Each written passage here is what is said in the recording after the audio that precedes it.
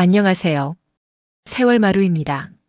오늘은 친절한 며느리의 가면 뒤 숨겨진 욕심, 이라는 사연에 대한 이야기를 시작해 보겠습니다. 나 박정혜는 올해 72이다. 30년 동안 동네 반찬 가게를 운영하며 혼자 힘으로 아들을 키웠다. 남편은 아들이 겨우 5살이었을 때 세상을 떠났다. 교통사고였다. 하루아침에 가장을 잃고 나니 앞이 캄캄했다. 어린 아들을 안고 밤새 울었던 기억이 지금도 생생하다. 그때부터 내 인생은 완전히 달라졌다. 장례를 치르고 나니 통장에 남은 돈이 얼마 없었다. 남편이 일용직 노동자였기 때문에 모아둔 재산도 없었다. 친정은 가난했고 시댁은 우리를 외면했다. 아들 하나 키우는 것도 버거워 보인다며 손을 내밀지 않았다. 나는 선택의 여지가 없었다. 살기 위해서는 일을 해야 했다. 처음엔 식당에서 설거지를 했다. 새벽 5시에 출근해서 밤 11시에 퇴근했다. 손은 늘 물에 불어 있었고 허리는 끊어질 것처럼 아팠다. 하지만 아들을 생각하면 참을 수 있었다. 몇 년을 그렇게 일하다가 어느 날 생각했다. 이렇게 남의 밑에서 일만 하다가는 평생 가난하게 살겠구나. 뭔가 내 사업을 해야겠다고 마음먹었다. 그래서 시작한 게 반찬 가게였다. 작은 가게였지만 내 가게였다.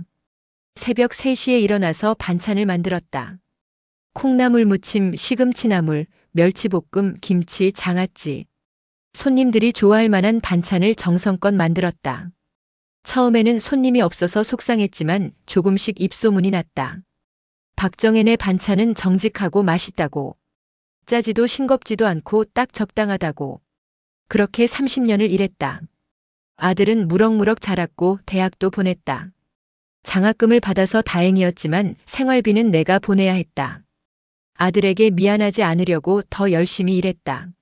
손님이 없는 날에도 가게 문을 닫지 않았고 명절에도 쉬지 않았다.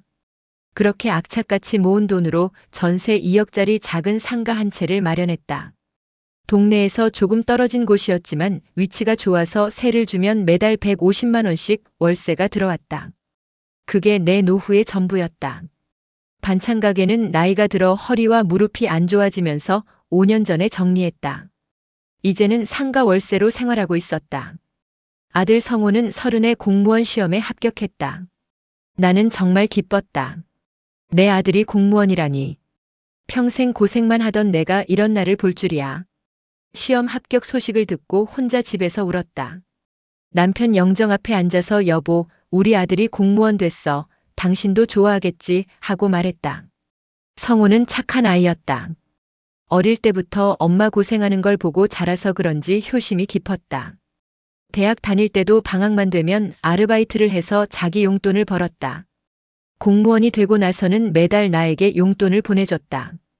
받지 않겠다고 해도 꼭 보냈다. 엄마 평생 고생만 하셨잖아요. 이제 제가 효도할게요. 그 말을 들으면 눈물이 났다. 내 아들이 이렇게 컸구나. 이렇게 착하게 자라줬구나. 아들이 35에 결혼을 했다. 신부는 한지윤이라는 여자였다. 처음 만났을 때 인상이 괜찮았다. 얼굴도 예뻤고 말투도 공손했다. 성우가 데려온 여자니까 좋은 사람이겠지 싶었다. 어머니 잘 부탁드립니다. 제가 성우 오빠 잘 보살필게요. 지윤이는 그렇게 말했다. 나는 믿었다. 내 아들이 선택한 여자니까 좋은 며느리가 되어줄 거라고. 하지만 결혼하고 나서 지윤이는 달랐다. 결혼식이 끝나고 일주일도 안 돼서 태도가 변했다. 처음엔 작은 것들이었다. 내가 전화하면 바빠서 나중에 통화하자고 했다. 약속을 잡으려고 하면 일이 있다고 거절했다. 명절에 집에 오라고 하면 친정에 먼저 가야 한다며 늦게 왔다. 그래도 나는 이해하려고 노력했다. 젊은 사람들은 바쁘니까. 며느리도 직장이 있으니까. 내가 너무 많이 요구하는 건 아닐까 생각했다.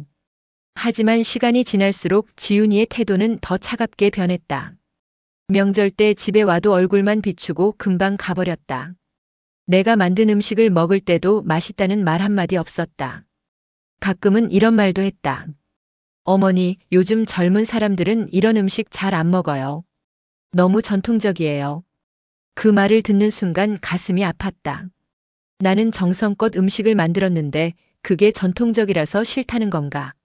하지만 나는 아무 말도 하지 못했다. 며느리와 사이가 나빠지면 아들이 힘들어질 테니까. 성우는 아내 말이라면 뭐든지 믿었다. 원래는 효자였는데 결혼하고 나서는 아내 편만 들었다. 내가 조금만 섭섭한 내색을 해도 아들은 이렇게 말했다. 엄마, 지훈이도 직장 생활하느라 힘들어요. 좀 이해해 주세요. 이해해달라는 말을 듣는 게 제일 힘들었다. 나는 평생 이해만 하고 살았다. 시댁 식구들이 무시해도 이해했고, 친정이 도와주지 않아도 이해했고, 남편이 일찍 세상을 떠나도 이해하려고 했다. 이제는 며느리까지 이해해야 하나. 그렇게 10년이 흘렀다. 아들 부부와는 거리가 점점 멀어졌다. 1년에 명절 때 두세 번 보는 게 전부였다. 전화도 내가 먼저 걸어야 했고 만나자고 해도 바빠서 안 된다는 대답만 돌아왔다. 나는 외로웠다. 아들이 결혼하면 며느리랑 가까이 지내며 손주도 보고 그럴 줄 알았는데 현실은 달랐다. 혼자 작은 집에서 지내면서 상가 월세로 근근히 살았다. 가끔 동네 노인정에 나가서 다른 할머니들과 시간을 보냈다. 그분들은 다들 손주 자랑을 했다. 나는 그저 듣기만 했다. 내게는 손주도 없었으니까. 그러던 어느 날이었다. 휴대폰이 울렸다. 며느리 지훈이었다. 1년에 몇 번 연락도 안 하던 며느리가 갑자기 전화를 한 거였다. 무슨 일인가 싶어서 조심스럽게 받았다. 어머니, 저예요. 지훈이요. 응, 무슨 일이니? 어머니, 요즘 얼굴 보니까 흰머리가 많이 보이시던데요. 제가 모시고 미용실 가드릴게요. 오랜만에 우리 둘이서 나들이 하는 거예요. 순간 귀를 의심했다. 지훈이가 나를 미용실에 데려가겠다고. 10년 동안 한 번도 이런 제안을 한 적이 없었는데 혹시 무슨 일이 있나 싶었지만 한편으로는 마음이 따뜻해졌다. 그래, 그럼 언제? 내일 오전 10시에 모시러 갈게요. 집 앞에서 기다리고 계세요.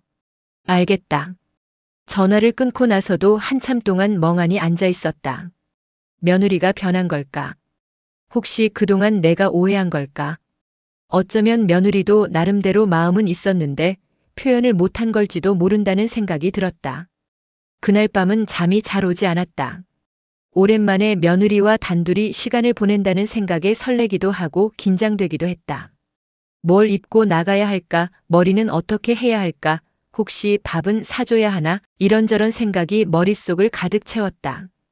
다음 날 아침 나는 일찍 일어나서 옷을 골랐다. 평소에 아껴두었던 깨끗한 옷을 꺼내 입었다. 거울을 보니 주름이 많이 늘었다. 언제 이렇게 늙었나 싶었다. 그래도 오늘은 며느리와 좋은 시간을 보내야지 하는 마음으로 최대한 단정하게 옷을 입었다. 10시 정확히 집 앞에 지훈이의 차가 도착했다. 나는 가방을 들고 나갔다. 지훈이가 차에서 내려서 환하게 웃으며 말했다. 어머니, 차 타세요. 제가 문 열어드릴게요. 고맙다. 차에 타니 지훈이가 옆자리에서 안전벨트까지 채워줬다. 이렇게 친절한 며느리가 또 있을까 싶었다. 10년 동안 한 번도 이런 대접을 받아본 적이 없었는데 차는 시내 쪽으로 향했다. 가는 동안 지훈이는 계속 말을 걸었다. 어머니, 요즘 건강은 어떠세요? 무릎은 괜찮으시고요? 응, 뭐 그럭저럭. 나이 먹으니까 여기저기 안 좋지. 그러게요. 무릎 아프시면 병원 가보셔야 해요. 제가 다음에 모시고 갈게요. 그런 말을 들으니 눈시울이 뜨거워졌다. 며느리가 이렇게 나를 걱정해 주다니. 그동안 내가 너무 삐딱하게만 봤나 싶었다. 어머니, 요즘 혼자 계시니까 외로우시죠? 제가 자주 못 찾아뵙는 게 항상 미안해요. 일이 좀 바빠서요. 괜찮아, 괜찮아. 너도 바쁜 거 아는데 뭐. 나는 혼자 있는 것도 익숙해. 그래도 어머니 혼자 두는 게 마음에 걸려요. 앞으로는 더 자주 찾아뵐게요. 그 말을 듣는 순간 가슴이 벅차올랐다. 며느리가 진심으로 나를 생각해 주는구나. 그동안 오해가 있었던 거구나. 미용실에 도착했다. 깔끔하고 세련된 곳이었다. 젊은 사람들이 많이 가는 곳처럼 보였다. 나는 조금 주눅이 들었다. 어머니, 여기 제가 다니는 미용실이에요. 원장님이 실력이 정말 좋으셔서 어머니 머리 예쁘게 해드릴 거예요. 고맙다. 근데 여기 비싸지 않니? 괜찮아요. 제가 다 낼 거니까 걱정 마세요. 미용실 안으로 들어가니 원장이라는 사람이 반갑게 맞아줬다. 지훈이는 내 머리를 어떻게 해달라고 주문하고 나는 의자에 앉았다. 거울을 보니 내 모습이 초라해 보였다. 흰머리가 너무 많고 얼굴에는 주름이 가득했다. 머리를 감기 시작했다. 따뜻한 물이 머리에 닿으니 기분이 좋았다. 언제 이렇게 편하게 머리를 감아봤나 싶었다. 평소에는 집에서 혼자 대충 감았는데 머리를 감는 동안 지훈이는 옆 의자에 앉아서 스마트폰을 보고 있었다. 가끔 나를 쳐다보며 웃었다. 나도 거울 너머로 지훈이를 보며 웃었다. 이런 시간이 계속되면 얼마나 좋을까. 머리를 다 감고 자르기 시작했다. 원장은 정말 손이 빨랐다. 이야기도 재미있게 하면서 작업했다. 나는 편안한 마음으로 가만히 앉아 있었다. 그런데 그때였다. 지훈이가 갑자기 말을 꺼냈다. 어머니, 혹시 요즘 재산 정리 같은 거 생각해 보신 적 있으세요? 나는 깜짝 놀라서 거울 속 지훈이를 봤다. 지훈이는 아무렇지 않은 표정으로 스마트폰을 보고 있었다. 재산이라니 무슨 재산? 나한테 뭐가 있다고? 어머니 상가 있으시잖아요. 그것도 재산이죠. 아, 그건 내 노후 자금인데. 왜 그걸 물어보니? 지훈이는 잠시 말을 멈췄다가 조심스럽게 말을 이었다. 그게요, 어머니. 사실은 말씀드릴 게 있어요. 제 친정 엄마가 요즘 많이 편찮으세요. 그래? 무슨 병이신데? 심장이 안 좋으셔서 수술을 해야 하는데 병원비가 만만치 않아요. 3천만 원 정도 필요한데 저희 형편으로는 마련하기가 힘들어서요. 나는 머리를 자르는 원장의 손길을 느끼며 대답했다. 그거 참 안 됐구나. 근데 나한테 그런 돈은 없어. 나도 매달 월세 받아서 근근히 사는데. 지훈이는 다시 말했다. 이번에는 목소리 톤이 조금 낮아졌다. 어머니, 혹시 상가를 담보로 대출을 받으실 생각은 없으세요? 아니면 일부를 처분하시거나요? 어머니께서 가진 재산을 남편 몰래 조금만 도와주실 수는 없을까요? 그 말을 듣는 순간 온몸에 소름이 돋았다. 남편 몰래? 아들 몰래 말하는 건가? 왜 아들 몰래 내 재산을 처분해야 하지? 나는 고개를 저었다. 아니야, 지훈아. 나도 힘들어. 그 상가는 내 노후야. 그거 없으면 나도 살 수가 없어. 지훈이는 더 이상 말하지 않았다. 하지만 거울 너머로 본 그녀의 표정이 굳어 있었다. 입술은 웃고 있었지만 눈빛은 차가웠다. 그 순간 나는 깨달았다. 미용실 나들이는 핑계였구나. 진짜 목적은 내 재산이었구나. 머리를 다 하고 미용실을 나왔다. 지훈이는 다시 밝은 표정으로 말했다. 어머니, 머리 정말 예쁘게 하셨어요. 어디 가서 점심 먹고 갈까요? 나는 속이 불편했지만 거절할 수가 없었다.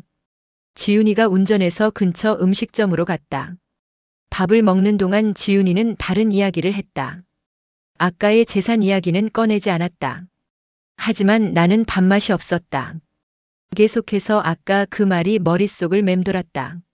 점심을 먹고 지훈이는 나를 집에 바래다 주지 않고 자기 집으로 데려갔다. 어머니, 우리 집에서 차라도 한잔하고 가세요. 성우 오빠도 곧 퇴근할 거예요. 나는 별 생각 없이 따라갔다. 지훈이의 집에 들어서니 깔끔하게 정리되어 있었다. 거실 소파에 앉으니 지훈이가 물을 가져다 줬다. 어머니, 잠깐만 기다리세요. 제가 차 준비할게요. 지훈이는 주방으로 들어갔다. 나는 거실에 혼자 앉아서 주변을 둘러봤다. 벽에는 아들 부부의 결혼 사진이 걸려 있었다. 행복해 보이는 사진이었다. 그때는 정말 행복했을까? 아니면 그때부터 이미 계획이 있었던 걸까? 화장실에 가고 싶어서 일어났다. 복도를 지나가다가 방문 하나가 반쯤 열려 있는 걸 봤다. 아들 부부의 방이었다. 평소 같으면 그냥 지나쳤겠지만 오늘은 왠지 모를 불안감이 나를 멈춰 세웠다. 조심스럽게 방 안을 들여다봤다. 책상 위에 서랍이 반쯤 열려 있었다. 그 안에 노란색 봉투가 보였다. 무슨 생각에서였는지 나는 방 안으로 들어갔다. 원래 남의 물건을 함부로 보는 사람이 아닌데 오늘따라 손이 저절로 움직였다. 서랍을 조금 더 열었다. 노란색 봉투를 꺼내서 봤다. 앞면에는 아들 이름인 최성우라고 적혀 있었다. 뒷면을 보니 부동산 계약 5천만 원 계약금이라는 글자가 선명하게 적혀 있었다. 손이 떨렸다. 이게 뭐지? 아들이 무슨 계약을 한 거지? 봉투 안을 확인하려는 순간 뒤에서 목소리가 들렸다. 어머니, 뭐 찾으세요? 깜짝 놀라서 돌아봤다. 지훈이가 문 앞에 서 있었다. 얼굴에는 미소가 떠 있었지만 눈빛은 차가웠다. 얼음장 같은 눈빛이었다. 아, 아니야. 그냥 화장실 찾다가 길을 잘못 들어서. 화장실은 저쪽이에요, 어머니. 여긴 우리 방이고요. 지훈이는 천천히 다가왔다. 내 손에서 봉투를 빼앗아 서랍에 다시 넣었다. 어머니, 남의 방 함부로 들어오시면 안 되죠. 보시고 싶은 게 있으면 말씀하시면 되는데. 미안하다. 나도 모르게. 괜찮아요. 이제 나가세요. 식사 준비 다 됐어요. 나는 황급히 방에서 나왔다. 가슴이 두근거렸다. 뭔가 잘못되고 있다는 느낌이 확실해졌다. 부동산 계약 5천만 원 계약금. 혹시 내 상가를 말하는 건가? 아들 몰래 며느리가 뭔가를 꾸미고 있는 건가? 거실로 돌아가 앉았는데 밥맛이 나지 않았다. 지훈이가 준비한 음식이 상에 차려졌지만 목으로 넘어가지 않았다. 그때 현관문이 열리며 아들이 퇴근했다. 엄마 오셨어요? 지훈이가 모시고 미용실 갔다며? 응, 그래. 머리 좀 했어. 우와, 엄마 머리 정말 예쁘게 하셨네요. 젊어 보이세요. 아들의 밝은 목소리가 들렸다. 평소처럼 아무것도 모르는 순진한 아들이었다. 그와 동시에 지훈이의 표정이 완전히 바뀌었다. 아까의 차가운 눈빛은 온데간데 없고 다시 상냥한 며느리의 얼굴이 됐다. 오빠, 어머니랑 우리 저녁 같이 먹어요. 제가 어머니 좋아하시는 반찬들 준비했어요. 그래? 고마워, 여보. 나는 그 모습을 보며 소름이 돋았다. 사람이 이렇게 빨리 표정을 바꿀 수 있다니. 마치 연기를 하는 것 같았다. 이게 진짜 며느리의 본 모습이구나. 지금까지 내가 본 착한 며느리는 다 연기였구나. 저녁을 먹는 내내 나는 제대로 숟가락을 들 수가 없었다. 아들은 아무것도 모른 채 행복하게 웃고 있었고 지훈이는 완벽한 아내이자 며느리 역할을 하고 있었다. 나만 혼자 불안에 떨고 있었다. 어머니, 반찬 괜찮으세요? 더 드실래요? 아니야, 배불러. 나 이제 집에 가야겠다. 벌써요? 좀 더 계시다 가세요. 아니야, 피곤해서. 오늘 고마웠다. 아들이 나를 집까지 바래다 줬다. 차 안에서 아들에게 물어보고 싶었다. 그 노란 봉투는 뭐냐고, 부동산 계약은 뭐냐고. 하지만 입이 떨어지지 않았다. 혹시 내가 잘못 본 건 아닐까, 오해하는 건 아닐까 하는 생각도 들었다. 집에 도착해서 현관문을 열고 들어왔다. 불을 켰다. 혼자 있는 집은 늘 그렇듯이 조용했다. 나는 소파에 주저앉았다. 온몸에 힘이 빠졌다. 그날 밤 잠을 이룰 수가 없었다. 계속해서 그 노란 봉투가 머릿속을 맴돌았다. 부동산 계약 5천만 원 계약금. 며느리의 차가운 눈빛. 미용실에서 한 말. 재산 정리 남편 몰래 도와달라. 모든 게 하나로 연결되는 것 같았다. 며느리가 내 상가를 노리고 있는 게 분명했다. 그런데 왜? 무슨 이유로? 아들 월급으로 부족한 건가? 아니면 다른 이유가 있는 건가? 새벽 1시쯤 됐을까? 휴대폰이 울렸다. 깜짝 놀라서 확인했다. 아들이었다. 이 시간에 무슨 일이지? 여보세요? 엄마 혹시 깨셨어요? 자고 계셨으면 죄송해요. 아니야, 안 자고 있었어. 무슨 일이야? 아들의 목소리가 떨리고 있었다. 뭔가 심각한 일이 있는 것 같았다. 엄마, 혹시 오늘 지훈이가 이상한 말 안 했어요? 돈 이야기나 재산 이야기 같은 거요. 나는 잠시 망설였다. 말해야 할까, 말지 말아야 할까? 하지만 아들의 절박한 목소리에 결국 입을 열었다. 사실은 그래. 재산 정리 이야기를 하더라. 친정 어머니 병원비 때문에 좀 도와달라고. 상가를 담보로 대출을 받거나 처분하면 안 되냐고. 아들은 한숨을 크게 쉬었다. 역시 그랬군요. 엄마, 지훈이 요즘 정말 이상해요. 무슨 소리야? 저한테도 계속 엄마 재산이 얼마나 되냐고 물어봐요. 상가 시세가 얼마냐고, 월세는 얼마 받으시냐고. 그리고 엄마 통장 내역도 보려고 하고요. 왜 그러냐고 물어보면 그냥 궁금해서 그런다고만 하는데 뭔가 이상해요. 나는 가슴이 철렁 내려앉았다. 그리고 오늘 제 책상을 정리하다가 이상한 서류를 봤어요. 부동산 중개 상담 내역이던데 엄마 상가 주소가 적혀 있었어요. 제가 부동산에 상담한 적은 없는데 말이에요. 그럼 그게 지훈이가 한 거라는 얘기니? 그런 것 같아요. 그래서 지훈이한테 물어봤더니 그냥 시세나 알아보려고 그랬다고 하더라고요. 근데 왜 제 이름으로 하는지, 왜 저한테 말도 안 하고 하는지 이해가 안 가요. 나는 한참 동안 말을 잇지 못했다. 머릿속이 복잡했다. 엄마, 조심하세요. 지훈이가 뭐라고 해도 절대 도장 찍거나 서류에 사인하지 마세요. 제가 알아볼게요. 그리고 혹시 지훈이가 또 연락하면 저한테 바로 전화 주세요. 알겠어. 근데 성호야, 혹시 지훈이가 무슨 빚이라도 있는 거 아니니? 그건 아닌 것 같은데요. 제가 아는 한 빚은 없어요. 근데 요즘 돈을 많이 쓰는 것 같아요. 카드 명세서를 보면 제가 모르는 지출이 많더라고요. 그래? 그럼 혹시 엄마, 지금은 추측만 하지 말고 일단 조심하세요. 제가 내일 회사 끝나고 지훈이랑 제대로 이야기해 볼게요. 그래, 알았어. 너도 조심하고. 전화를 끊고 나니 온몸에 힘이 빠졌다. 며느리가 내 재산을 노리고 있다는 게 확실해졌다. 그런데 왜? 무슨 이유로? 정말 친정 어머니 병원비 때문일까? 아니면 다른 이유가 있는 걸까? 다음 날 아침 나는 일찍 일어났다. 잠을 제대로 못 자서 머리가 무거웠다. 거울을 보니 얼굴이 푸석푸석했다.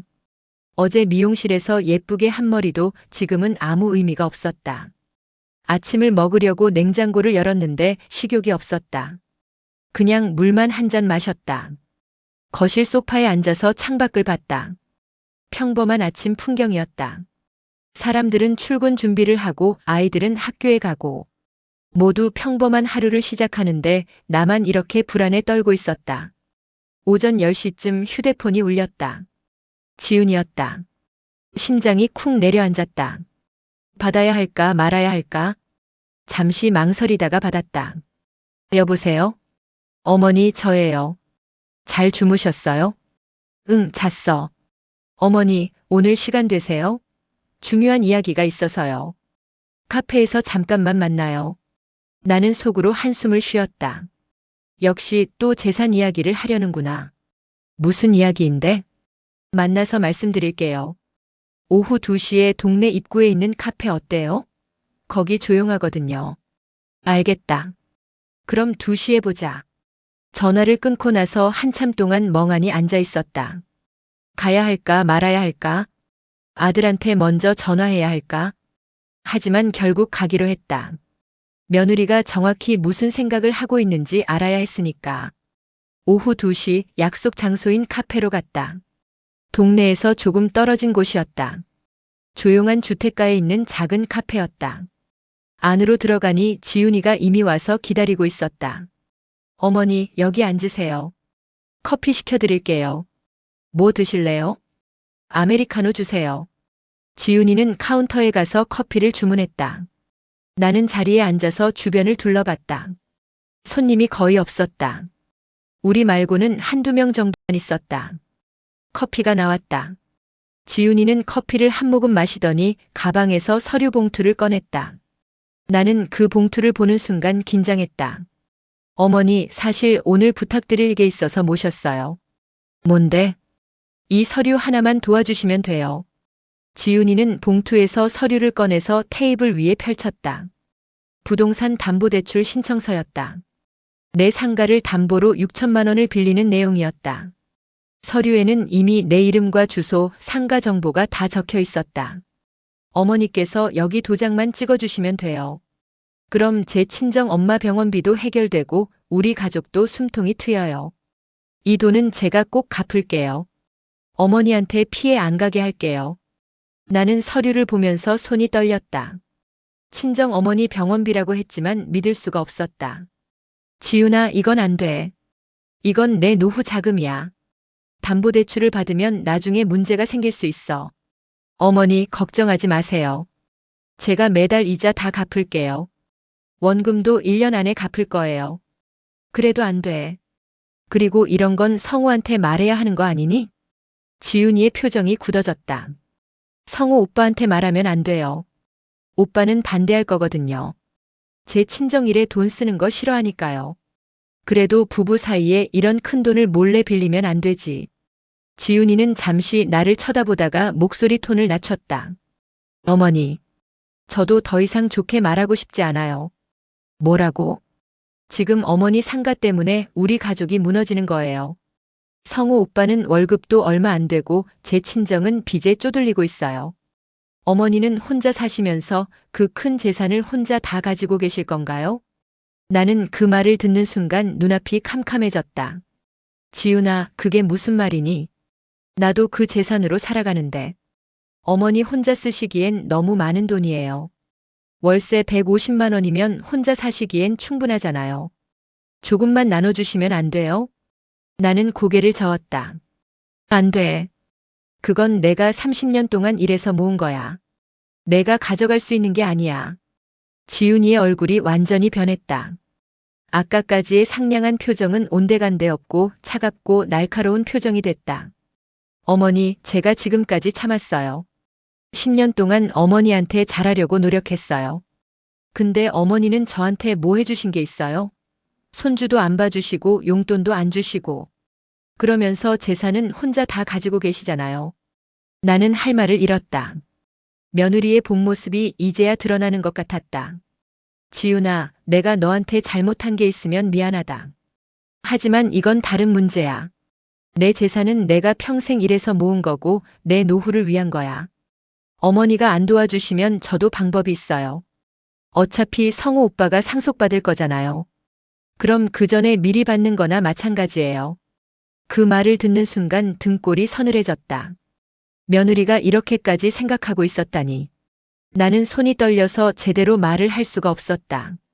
그저 고개만 저으며 자리에서 일어났다. 나 먼저 갈게. 나는 도와줄 수 없어. 어머니. 지윤이가 내 팔을 잡았다. 힘이 꽤 셌다.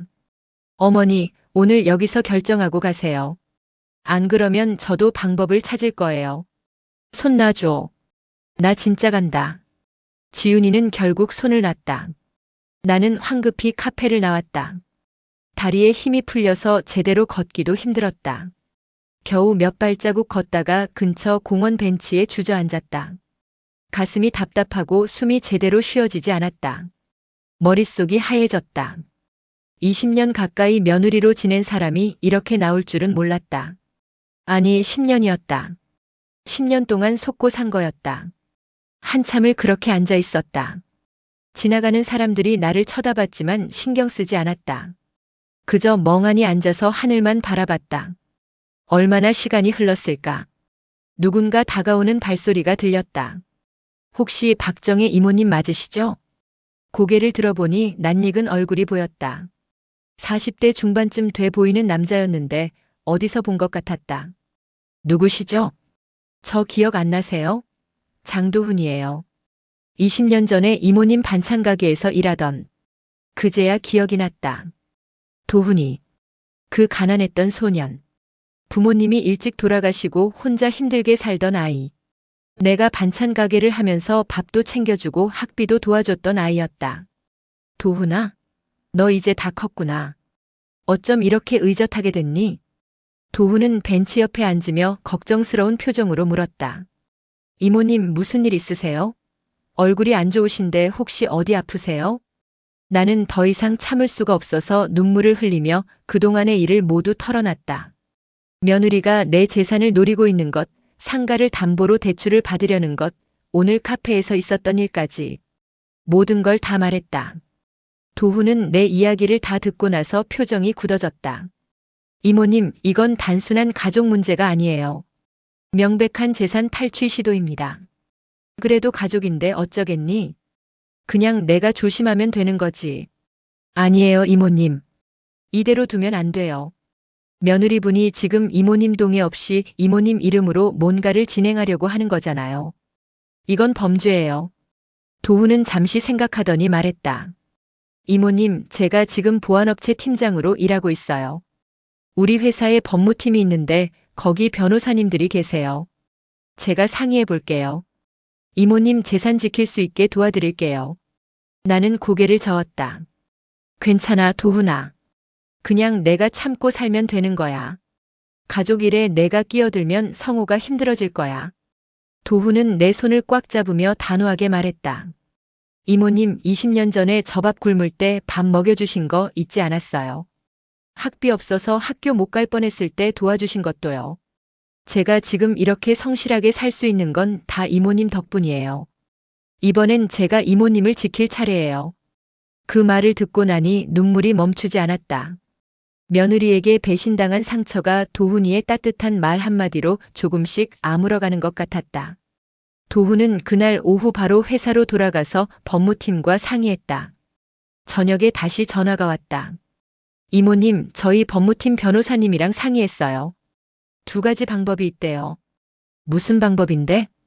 첫째는 상가에 대한 권리보호 신고를 하는 거예요. 그럼 며느리가 이모님 동의 없이 담보대출을 받을 수 없어요. 은행에서 막히거든요. 그래. 그럼 그렇게 하자. 그런데 그것만으로는 부족해요.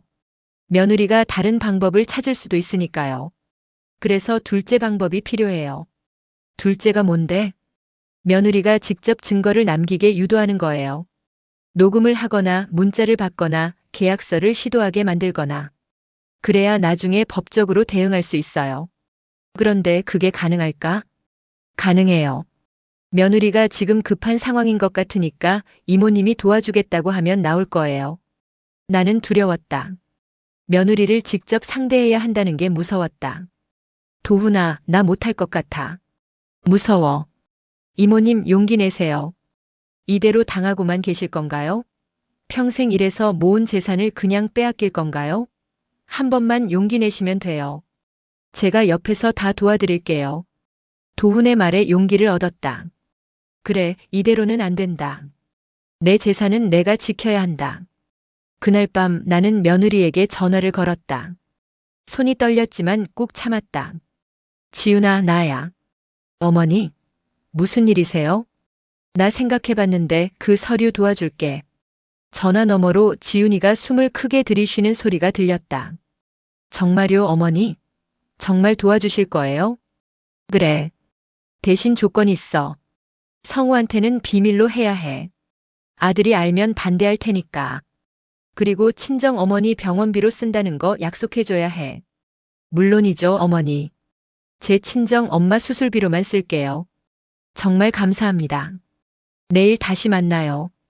제가 좋은 곳으로 모실게요. 전화를 끊고 나서 한숨을 크게 쉬었다. 도훈에게 바로 문자를 보냈다. 며느리가 내일 만나자고 한다고. 도훈에게서 답장이 왔다. 잘하셨어요, 이모님. 내일 만나실 때 제가 근처에 대기하고 있을게요. 녹음기도 준비해 드릴게요. 걱정 마세요. 다음 날 오전 도훈이 집으로 왔다. 작은 녹음기를 가져왔다. 이모님, 이거 5단에 숨기고 계세요. 자동으로 녹음돼요. 며느리가 뭐라고 하는지 다 녹음하세요. 알겠어. 그리고 이거 받으세요. 도훈은 작은 버튼 같은 걸 건네줬다. 이게 뭐니? 비상벨이에요. 이모님이 위험하시면 이 버튼만 누르세요. 그럼 제 휴대폰으로 신호가 와요. 그럼 제가 바로 달려갈게요. 고맙다, 도훈아. 오후 2시 지훈이에게서 문자가 왔다. 시내에 있는 고급 카페로 오라고 했다.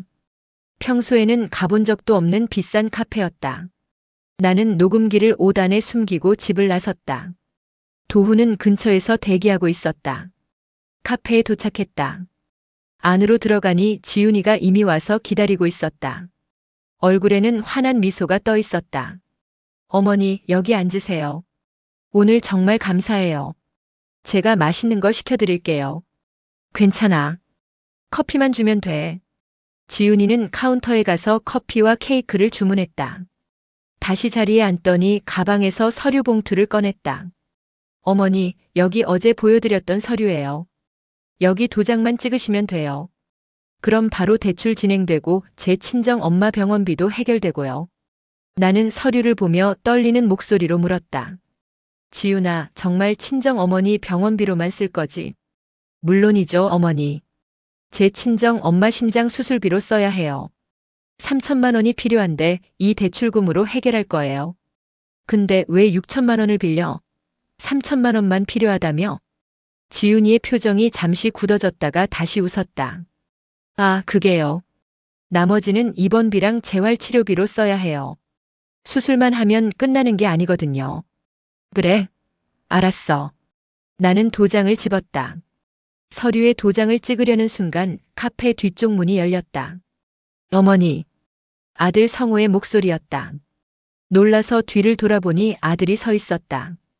그 뒤로 도훈과 정장 입은 남자 한 명이 함께 들어왔다. 지윤아, 이게 뭐야? 엄마한테 지금 뭐 하는 거야? 지윤이의 얼굴이 하얗게 질렸다. 손에 들고 있던 펜을 떨어뜨렸다. 오, 오빠. 이게 아니라. 이게 아니긴 뭐가 아니야. 내 등 뒤에서 엄마 재산을 빼돌리려고 한 거잖아. 나는 손에 쥐고 있던 도장을 천천히 내려놓으며 말했다. 친정 어머니 병원비가 아니구나, 지윤아. 내 빚을 갚으려고 한 거지. 지윤이는 말을 잇지 못하고 그저 고개를 숙이고 있었다. 도훈이 테이블 위에 서류 몇 장을 내려놓았다. 한지윤 씨, 당신 지금 채무가 6천만 원이죠. 사채업자한테 독촉받고 있는 거 다 조사했습니다. 지윤이가 고개를 들었다. 눈에 눈물이 가득했다. 그리고 이건 당신이 여러 부동산에 문의한 내역이고요.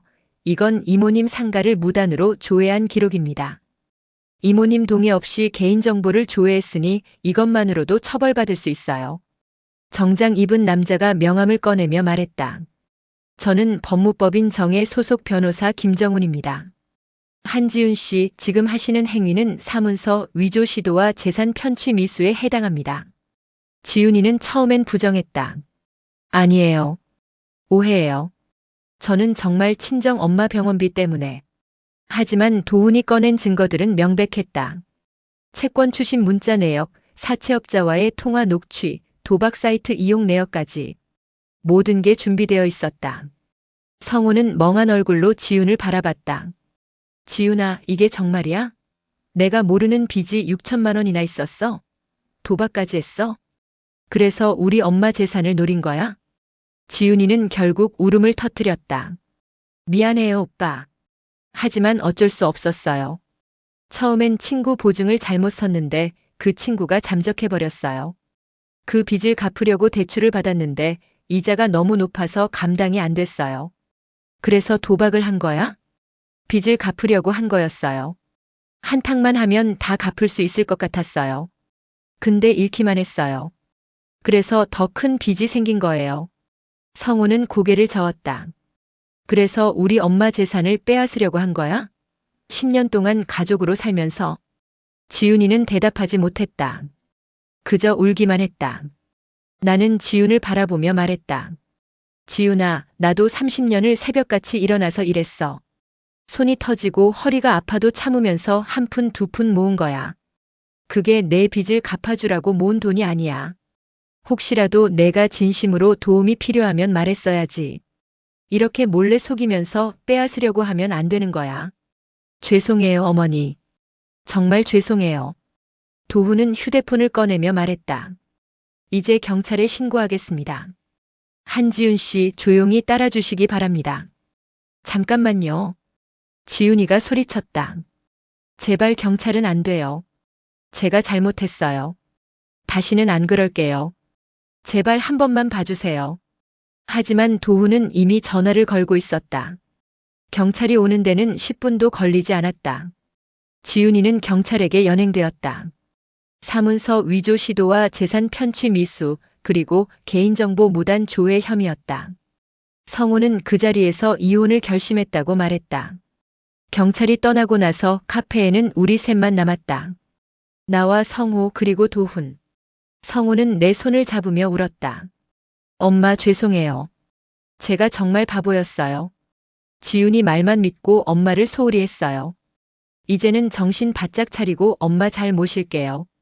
나는 아들의 손을 꽉 잡았다. 괜찮아. 너도 속은 거니까. 이제라도 깨닫고 정신 차린 게 어디야. 도훈이 말했다. 이모님, 이제 안심하셔도 돼요. 법무팀에서 상가에 대한 권리보호 조치를 다 해뒀어요. 이제 누구도 이모님 동의 없이는 손댈 수 없어요. 고맙다, 도훈아. 내가 없었으면 정말 큰일 날 뻔했어. 도훈은 웃었다. 이모님이 20년 전에 저를 지켜주셨잖아요. 그 은혜를 제가 어떻게 잊겠어요.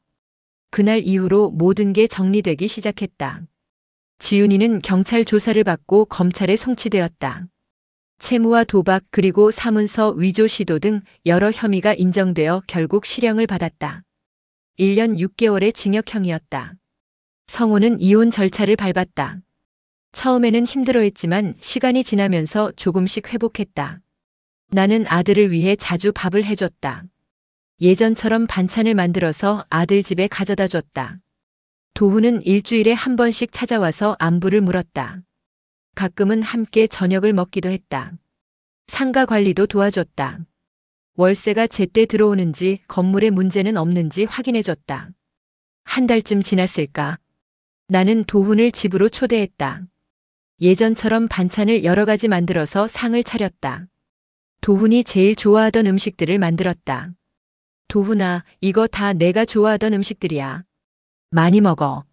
와, 이모님. 20년 만에 먹어보네요. 그때 그 맛 그대로예요. 도훈은 밥을 먹으며 행복한 표정을 지었다. 이모님, 내가 없었으면 나 정말 큰일 날 뻔했어. 평생 모은 재산 다 빼앗길 뻔했지.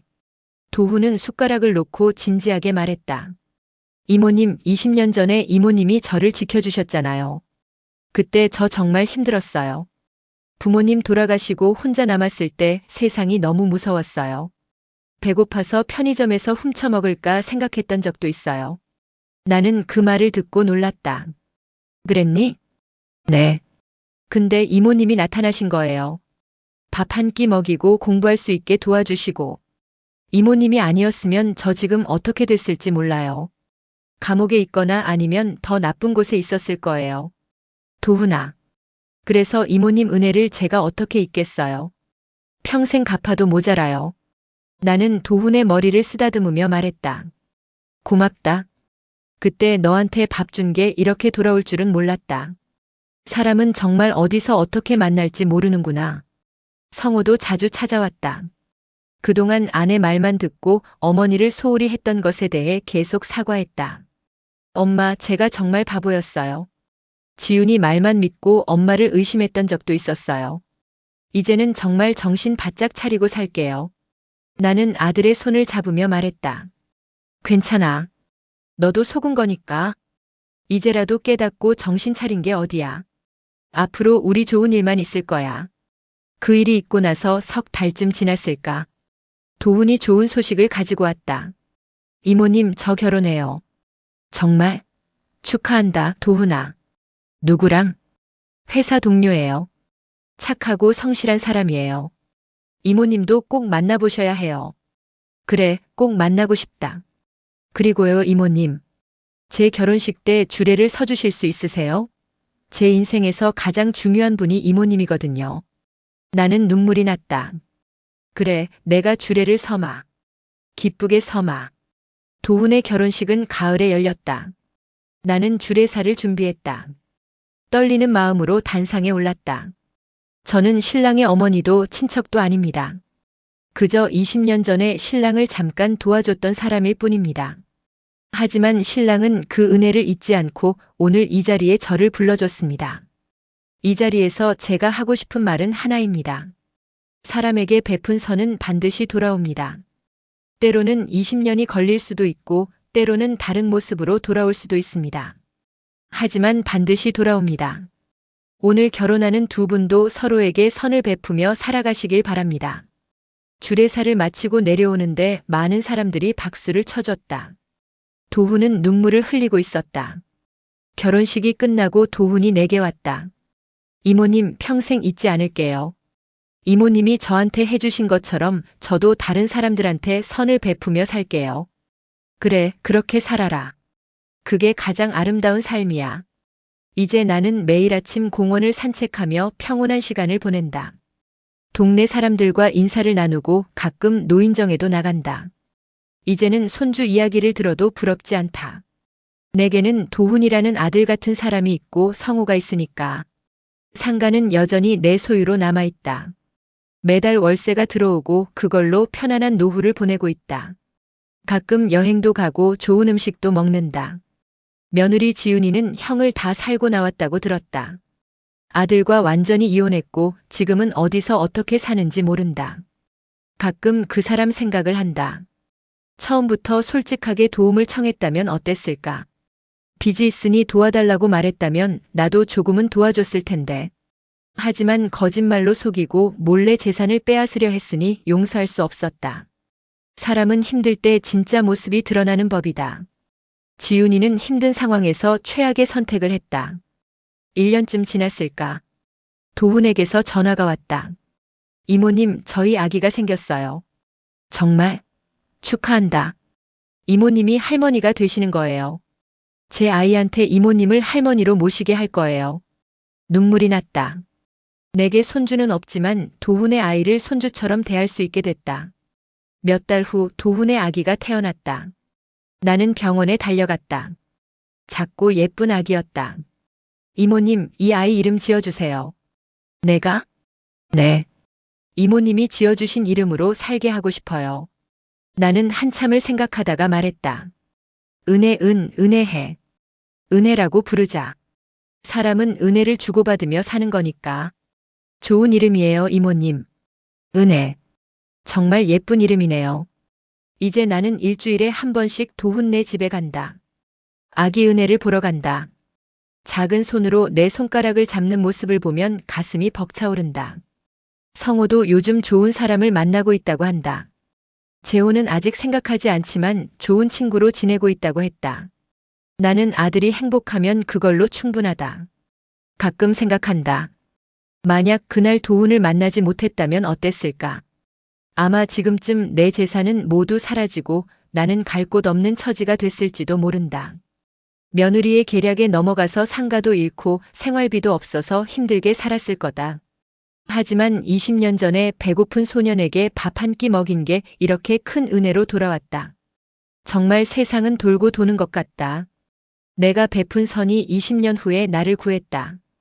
동네 노인정에 가면 할머니들이 물어본다. 정혜 씨, 요즘 행복해 보이네. 무슨 좋은 일 있어? 나는 웃으며 대답한다. 그냥 평범하게 살아요. 아들도 잘 지내고 친아들 같은 사람도 생겼고요. 그 사람 아기를 손주처럼 돌보고 있어요. 며느리는? 이혼했어요. 그 사람은 나한테 맞지 않았나 봐요.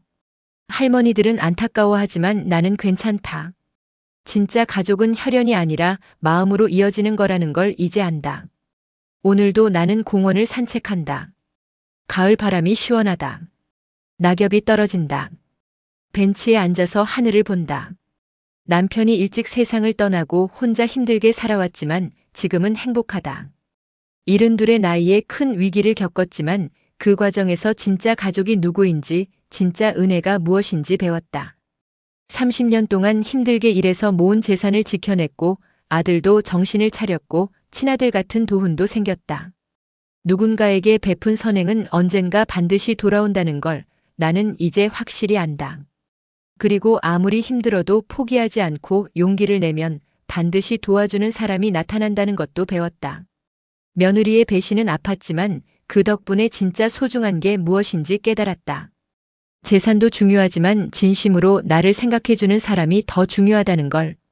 혈연보다 진심이 더 중요하다는 걸. 이제 나는 매일 감사하며 산다. 건강하게 살아있는 것에 감사하고 아들이 있는 것에 감사하고 도훈이 같은 사람이 있는 것에 감사한다. 작은 손주 은혜가 있는 것에도 감사한다. 72의 나이에 배운 가장 큰 교훈이다. 사람은 혼자 살 수 없고 서로 도우며 살아가야 한다는 것. 그리고 진심은 반드시 통한다는 것. 오늘도 나는 그렇게 믿으며 하루를 시작한다. 시청해 주셔서 감사합니다.